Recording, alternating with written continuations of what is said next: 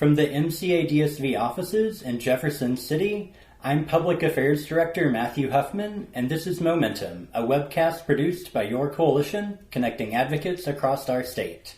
So this is our first episode of 2020, and because it's January, that means it is also the beginning of our legislative session. So in this episode, I am talking with our Public Policy Director, Jennifer Carter-Dockler. Jennifer, welcome back. Thanks for having me. Yeah. Always love to be a part of the first of the year. I think it was last year. It was our first Momentum ever. It was. It was our inaugural episode, Exactly. if you will. And so I like being able to start out the year by having us talk about all the big things we have coming up. And with that, 2020 is a big year for us. It's huge. Yeah. And a very exciting year. So we have our 40th anniversary. That is a big deal. Everyone is very excited about that. But it's also an election year. And in that election year, we are celebrating the 100th anniversary of the 19th Amendment, which extended the right to vote to women. And so I'm kind of curious, as we're headed into such a big year, what do these milestones mean to you? Each one brings something different to mind.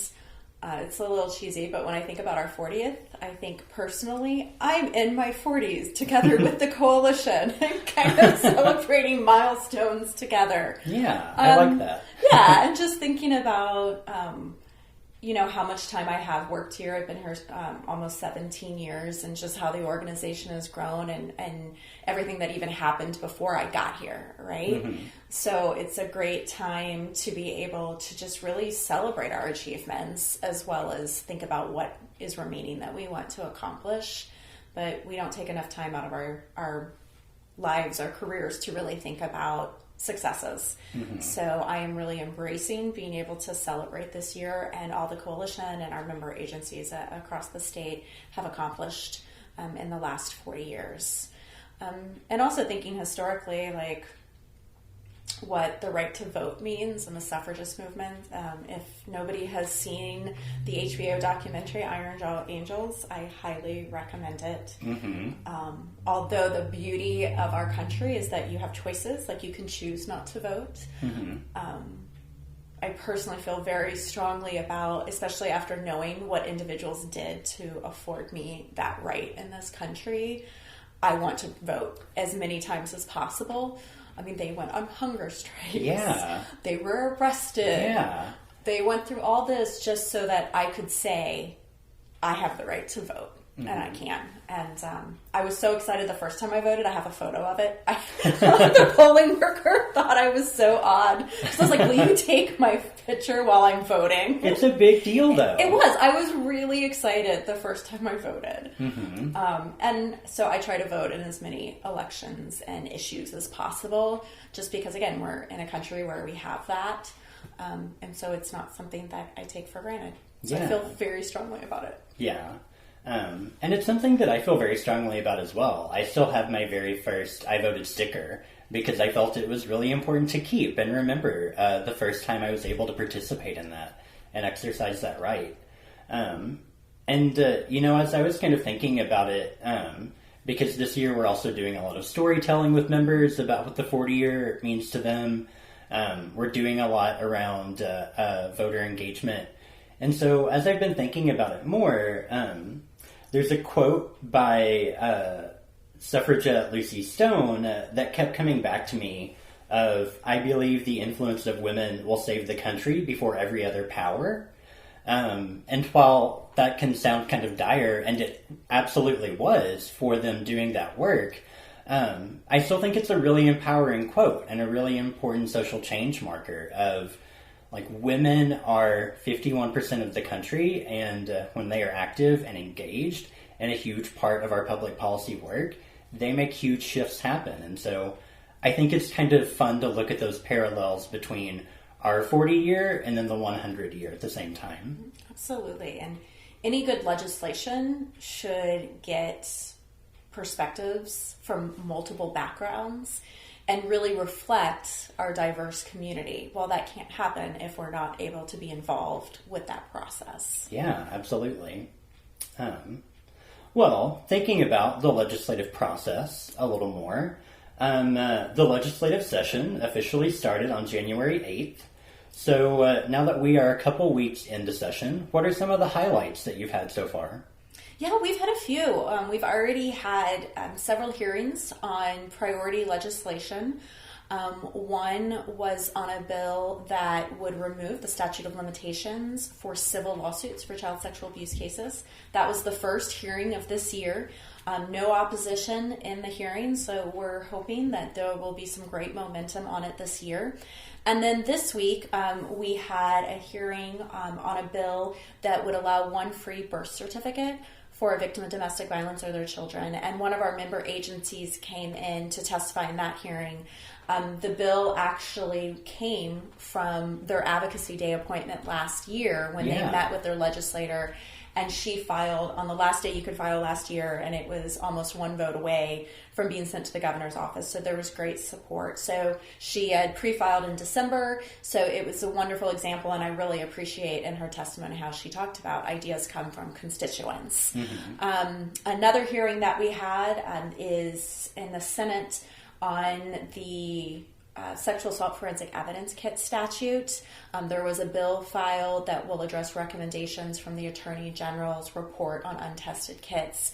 And although we made tremendous progress in our statute in 2018, there's still some pending items remaining, which we knew we'd have to go in at some point.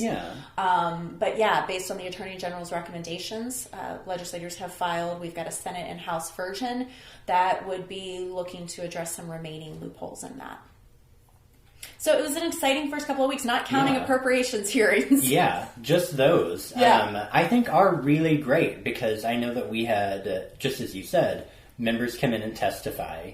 A lot of this so far has been from constituents. And so I also think it's really encouraging to see that as we even began talking about whenever people participate in the process, we get a variety of backgrounds that inform legislation. And that folks can continue to be a part of that process. So I think that that's a really exciting couple of weeks that we've had already. Yeah, it's been great. Yeah. Well, kind of expanding out from just the first couple of weeks of session, what are some of our larger public policy priorities this year? We are anticipating legislation to be filed that would clearly allow pet protection as a part of orders of protection. So we're looking for that. There's a bill that was filed that would update the stalking definition for when applying for an order of protection. The changes would be good. It could be very helpful, especially for electronic stalking. Mm-hmm. So that one looks very promising, as well as there are multiple bills filed that would mirror our federal firearm prohibitions into state law for domestic violence, violent offenders, individuals who have been convicted of a misdemeanor domestic assault in the 4th degree or during the duration of a full order of protection. Mm-hmm. So really excited about those bills as well.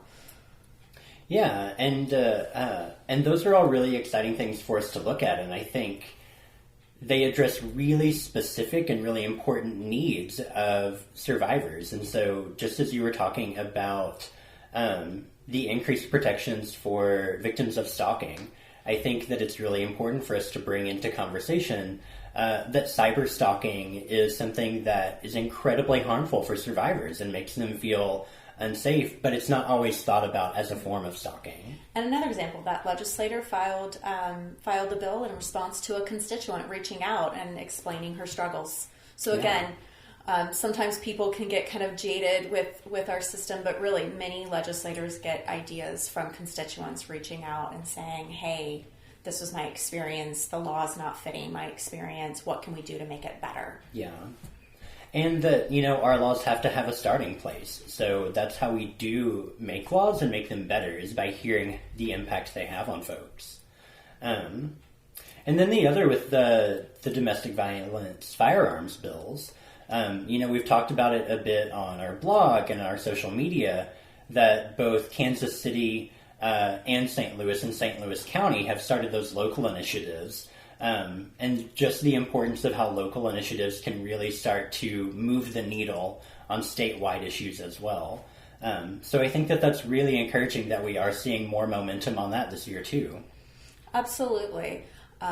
We'll have to make sure that we're really tight on our messaging about what those bills would do, like what we're trying to achieve. There's a lot of confusion out there right now with extreme order of protection bills or red flag bills, and although those pieces of legislation are important, they're still different than what we're trying to accomplish and what we've been trying to accomplish for 20 years. Right. Which is to have a state law to mirror our federal law so that we can have more consistent enforcement for individuals who have acted violently towards their intimate partner. Right. Yeah. And so very plainly put. Yep. Thank well you. done. I've been working on my talking points.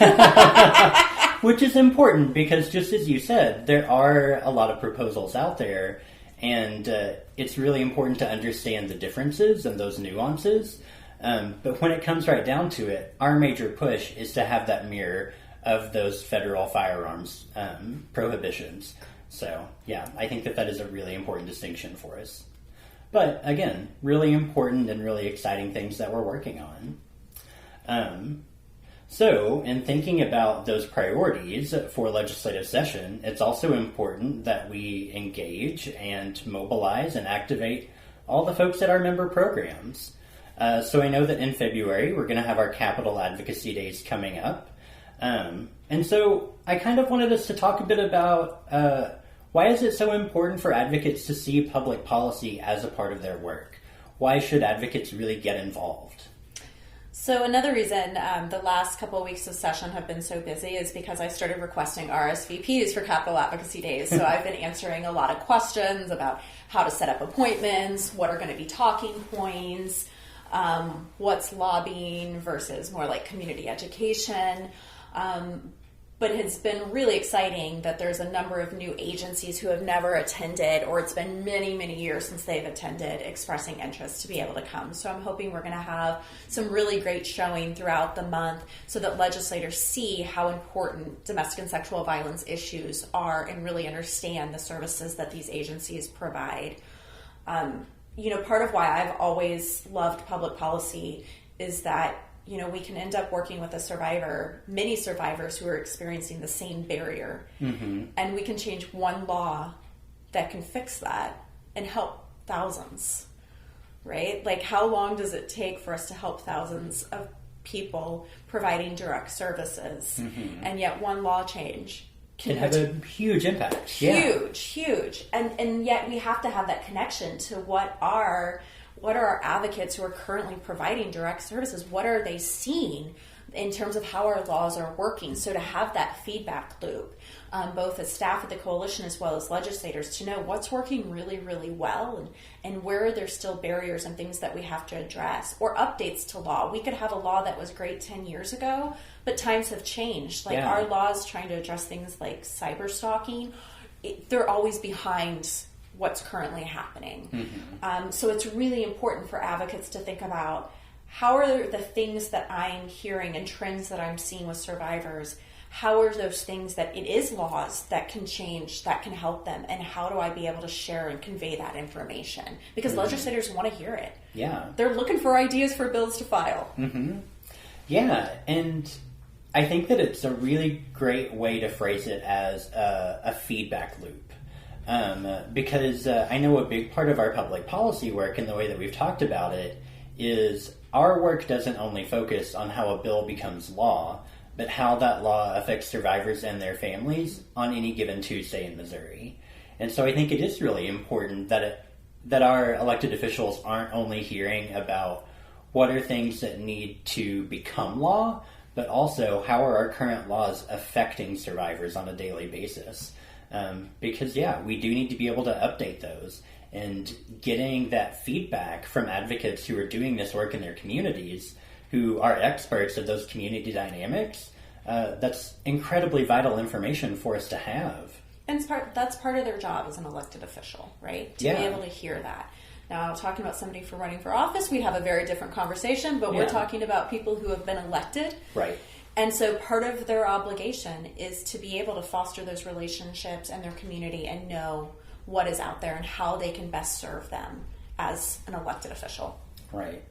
And I know that you do a lot of work in helping people prepare for Capital Advocacy Days and the visits that they set up to really talk about the importance of that personal connection and how they can really tell the story of their program, the trends that they're seeing, and personalize that to their elected official and say, I know you care about X, Y, and Z, and here's why this is so important. So I know you do a lot of work around that too with our advocacy wheel and tailoring our messages. Absolutely. I mean, I know that being involved for the public policy or the political process can sometimes be intimidating to folks. And some legislators are intimidating, but most of them, they're humans. They're just like us. They just happen to get elected, right? Mm-hmm. And so really trying to think about how do I connect to them just like I would with somebody else in the community, right? How do I find those points of connection? Mm-hmm. So something that I think is really unique and also really effective for our coalition and the advocacy work that we do is that Capital Advocacy Days are set up on multiple days throughout the month. Yes, February 4th, 11th, 19th, and 25th are the dates this year. It's every Tuesday except for the week of President's Day. That week it's on Wednesday. We have multiple days during the month for, frankly, flexibility with weather. Yeah. Our first week is generally not the most highly attended. But it's also because legislative session started January 8th, like we mentioned, and it ends May 15th. So if we want traction on any of our issues, we need to be there sooner in session rather than later. It's also a time where a lot of appropriations and budget hearings are happening, and so it's a good time for programs if they're wanting to talk about their funding needs. It's also great to have programs throughout the month because there can be agencies that overlap a legislator's district. And so that way they're hearing from providers throughout the month to, again, keep our issue in their forefront. Yeah. Because frankly, once session gets to a certain point, they're getting inundated with so much information.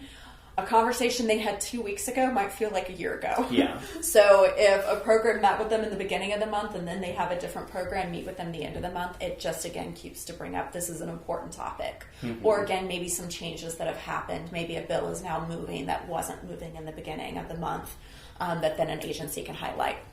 Yeah. Well, and I also think it is very strategically done that you've set them up multiple times at the beginning of session so that folks really can get in there and imprint the importance of these issues. But also, I think that you and I have had a lot of conversations with other folks about the effectiveness of an advocacy day. And is the juice worth the squeeze? Your favorite quote. My favorite quote.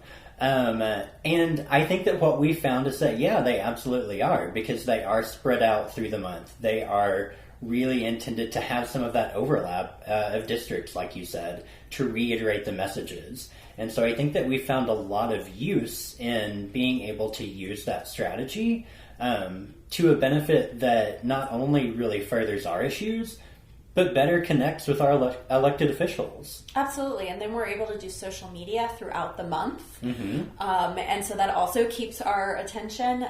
The Twitter is a very popular feed for folks in public policy. There's a MoLeg hashtag. So we're trying to share information about our advocacy days and our policy priorities all during the month.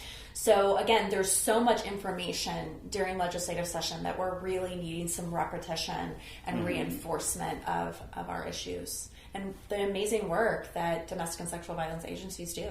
Yeah. Well, and I'm glad that you brought up social media, because for advocates who aren't able to maybe travel to the Capitol, social media is a great way for them to follow along with the updates that we're putting out on Twitter, as well as them to be able to get their agency involved if they can't be there in person. Yeah, and if they're not able to come, there's always work you can do in the interim, so the time between session. I know a number of agencies are coming up and trying to set up tours for the summer or the fall at their facilities. So if somebody can't come in, I'm still happy to strategize with somebody about different options. They could even try to set up an appointment during legislative spring break. So the legislators take a break, and this year it's actually the last week in March. where they'll be back in their home district that entire week. So that can also be a good time to try to set up an appointment there. The perk or advantage to if somebody is able to come to Jefferson City is if you have to meet with quite a few legislators, and for some of our agencies that have a very large service area or our urban programs that end up having a lot of legislators to meet with, the drive-in can be worth trying to meet everybody in the same building, as well as the staffers are so important, and you can foster a better relationship when you're meeting with them in the Capitol building. Yeah. So a lot of ways to get involved. Mm-hmm. Absolutely. Yeah.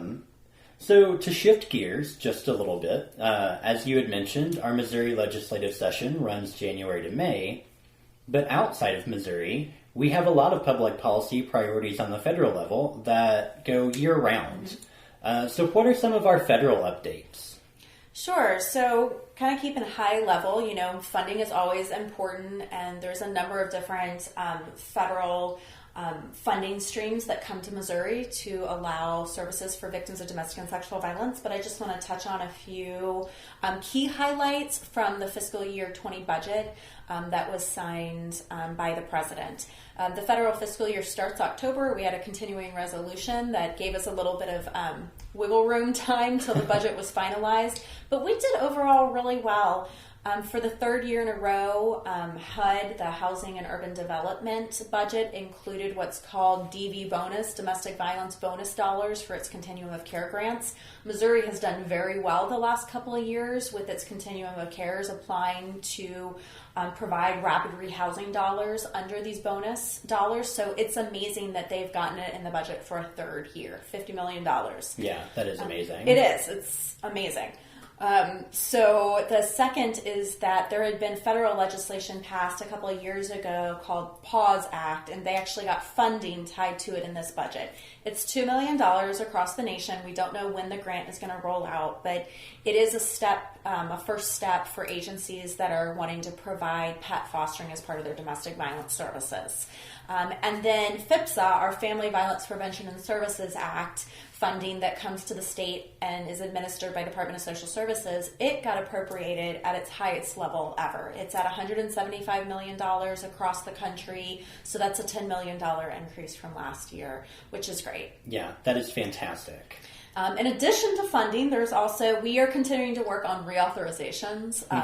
FIPSA's reauthorization, because it expired in 2015, it was amended onto a larger child bill. It's called CAPTA.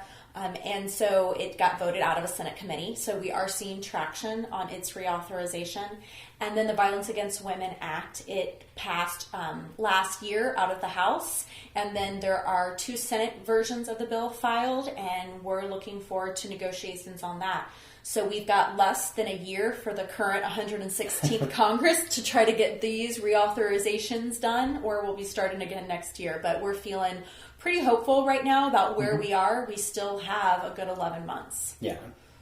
And I think 11 months is a great amount of time to accomplish a lot. So We'll see what we can all do together. Yeah. Well, speaking of some federal updates and funding streams, I also wanted us to talk a bit about the importance of getting involved in the census locally. Mm-hmm. So 2020 is also a census year. And so much of the funding that we get in Missouri is tied to a strong census count. And so I know that we have done a bit of work with Missouri Foundation for Health about the importance of making sure that Missouri has a complete count.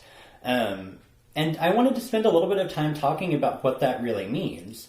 So whenever we have a complete count, meaning that all residents of Missouri are able to participate in the census, that impacts a lot. It impacts our congressional delegation, how many folks we're able to elect to the House of Representatives. It impacts funding that we get that is population-based. And so FIPSA, as an example, is part of that, as well as our CHIP programs, our SNAP programs, our RPE program. So census participation is a really big deal. Yeah, in the last census, we lost a House seat. So we'll have to see what this census does, but it absolutely impacts funding to who our legislators and how many we have at the federal level. Yeah. As well as whether or not we'll have to do any redistricting in Missouri based on population changes. Mm-hmm. So it's going to be a big year once they release those numbers. Yeah.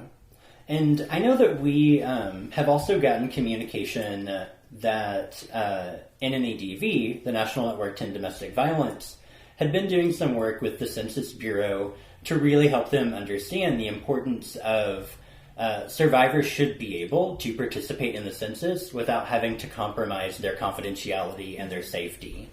And so some of the things that we've talked with folks about is whenever survivors and their families live in shelter, how are they able to be counted? And so with what is considered group living quarters, census workers are meant to reach out to domestic violence programs and offer them options and really talk with them about how do we maintain confidentiality and safety and provide this option for survivors and their families to be counted.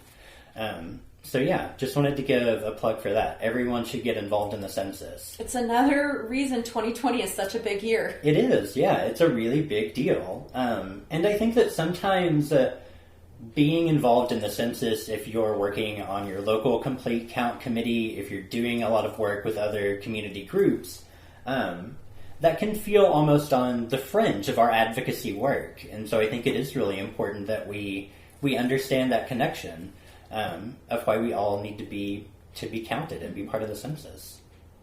So we'll be putting out a few more messages in our social media and leading up to that. But yeah, definitely wanted to highlight the importance of it. And then also I wanted to circle back to, the importance of voter registration and voter engagement. And so certainly making a distinction between electioneering and in any way trying to get involved with candidates running for office, influencing any views or opinions they may have, how they're getting elected. Nonprofits and advocates can't necessarily do that, but we can engage in voter registration and engagement. And so I wanted us to also talk a bit about that, because just as you were saying, we need to be involved in our communities and be engaged. So what are some of the things that you think are really important for advocates to know about voter engagement? One, when are the elections in their community happening? Yes. There are definitely some standard big dates, but some of this can depend. You might have some local city votes coming up that are different. So know when your elections are happening. Sometimes there's a special election that's been set up. So for someone in the agency to be thinking about and paying attention to when do we have elections coming up. And then be thinking about how do we inform residents about what the issues are. I mean, I know in my personal residence, I get a nice little mailing that clearly tells me, what is happening. But if somebody is relocated, even if they're registered to vote, they might not receive that information. Mm-hmm. And again, we want to do it in a way that we're not promoting how somebody should vote, but that they have the information to vote. Are they interested to vote? Yeah. There is an election coming up. Mm-hmm. Again, not promoting how somebody votes, but is that something they want to do, and how can we help them register if that is something they want to do? And then not stopping there, thinking about our agencies provide transportation to a variety of different resources in the community. Have we thought about what is the plan on election day if somebody needs transportation to be able to vote? Mm-hmm. How could an agency help do that? Yeah. Whether that's bus passes, whether is there an agency vehicle that can be transporting people maybe at certain times? What can we do so that somebody really is able to engage in that process? And maybe if it's their first time voting, they'll want a photo taken. Yeah. Full circle. Yes. Well, yeah, I also really think about voter engagement and civic engagement as a form of trauma stewardship, almost, because for folks doing this work every day, it can be really easy to get jaded. But in getting other folks really engaged in their community, getting them the resources and the options to participate in the voting process, is a way of really helping us to get re-centered as, we are all working towards safer and healthier communities. And whenever we all have access to participate in that, we can really find a lot of encouragement there, and we can find a lot of connection there. I love showing up at a polling place and there's a line. Yeah, I love seeing that. I will say, though, the line is much less here than it was in Texas, so I also enjoy that it's not like a 2-hour wait. Yes, also very important there, being able to access the polls at times that are convenient, so you're not waiting 2 hours. Yeah. And then, for me personally, in the last few elections, I've worked as a poll worker, and I found that to be one of the best ways that I can give back and serve my community in helping people vote. And so I also wanted to just talk about the importance of advocates knowing how they can help survivors access the Safe at Home program through the Secretary of State's office. If you are a Safe at Home participant, you can still be registered to vote, and you can still have access to absentee voting. So there are a lot of options for survivors, and the importance of advocates being able to really help survivors understand and walk through that process. And that's a great point, too, is absentee voting. Again, if somebody can't make it on the day, what can we do so that they're aware that that is an option and help them with that? Yeah. Well, Jen, I want to thank you for sitting down with me. I think that this was a really great episode, and I'm excited to see what we can all accomplish together in 2020. I'm very excited and hopeful for 2020. Yeah. All right. Thanks. Thank you.